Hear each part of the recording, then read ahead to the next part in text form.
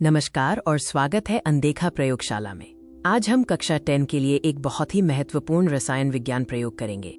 हम एथेनोइक अम्ल, जिसे सामान्यतः सिरका विनेगर भी कहते हैं, उसके गुणों का विस्तृत अध्ययन करेंगे। चलिए शुरू करते हैं इस रोमांचक सफर को। हमारा प्रयोग एथेनोइक अम्ल के 4 मुख्य गुणों पर केंद्रित होगा। सबसे पहले प्रयोग का उद्देश्य और सबसे जरूरी सुरक्षा नियम। प्रयोगशाला में हमेशा सावधानी बरतें और सुरक्षा उपकरण पहनें। पहला गुण, गंध और रंग रूप। एथेनोइक अम्ल सामान्य तापमान पर रंगहीन द्रव होता है। आप देख सकते हैं कि ये पूरी तरह से स्वच्छ और रंगहीन है। इसका गलनांक शुद्ध रूप में 17 डिग्री सेल्सियस होता है। अब गंध की बात। इसे सीधे सूंघने के बजाय गंध को हवा से सूंघने की तकनीक वॉफ्टिंग टेक्निक का प्रयोग करें। इसकी गंध सिरके जैसी तीव्र होती है। अगला गुण है जल में विलेयता, सॉल्युबिलिटी इन वाटर। क्या एथेनोइक अम्ल पानी में घुल जाता है? हम एक बीकर में पानी लेते हैं और उसमें एथेनोइक अम्ल मिलाते हैं। ध्यान से देखें कि ये कैसे व्यवहार करता है। घोलने के बाद ये पानी में पूरी तरह से मिल जाता है। इसका मतलब है कि एथेनोइक अम्ल पानी में पूरी तरह से विलेय या घुलनशील मिसिबल है। अब हम इसके रासायनिक गुणों की ओर बढ़ते हैं। Litmus paper test.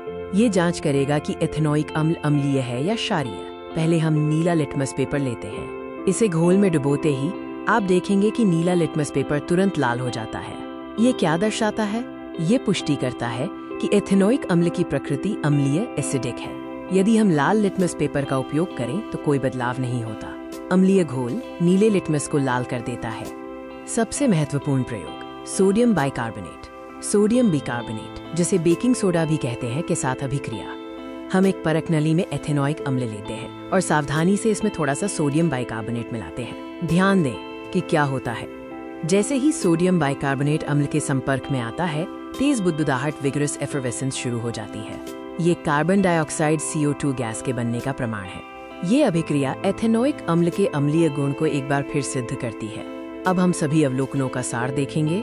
हमने देखा सिरके जैसी गंध, पानी में पूर्ण विलेयता और नीला लिटमस को लाल करना, साथ ही सोडियम बाइकार्बोनेट के साथ तेज अभिक्रिया। रासायनिक रूप से एथेनोइक अम्ल सोडियम बाइकार्बोनेट के साथ क्रिया करके सोडियम एथेनॉइट लवण, पानी और कार्बन डाइऑक्साइड गैस बनाता है। ये अभिक्रिया अम्लों की पहचान है। प्रयोगशाला में काम करते समय हमेशा सुरक्षा सर्वोपरि होती है। कुछ अंतिम सुरक्षा सावधानियां याद रखें। हमेशा दस्ताने, चश्मा पहने और प्रयोग के बाद सभी उपकरणों को ठीक से साफ करें। केमिकल्स को सही ढंग से डिस्पोज करें। तो ये था एथेनोइक अम्ल के गुणों पर हमारा प्रयोग। अगर आपको ये वीडियो पसंद आया तो अनदेखा प्रयोगशाला को सब्सक्राइब जरूर करें और बेल आइकॉन दबाएं ताकि आप कोई भी नया विज्ञान प्रयोग मिस न करें। धन्यवाद। सोच अलग, प्रयोग अनदेखा, नतीजे शानदार। अनदेखा प्रयोगशाला हर हफ्ते नए एक्सपेरिमेंट वीडियोस। सब्सक्राइब करें और जुड़े हमारे साथ।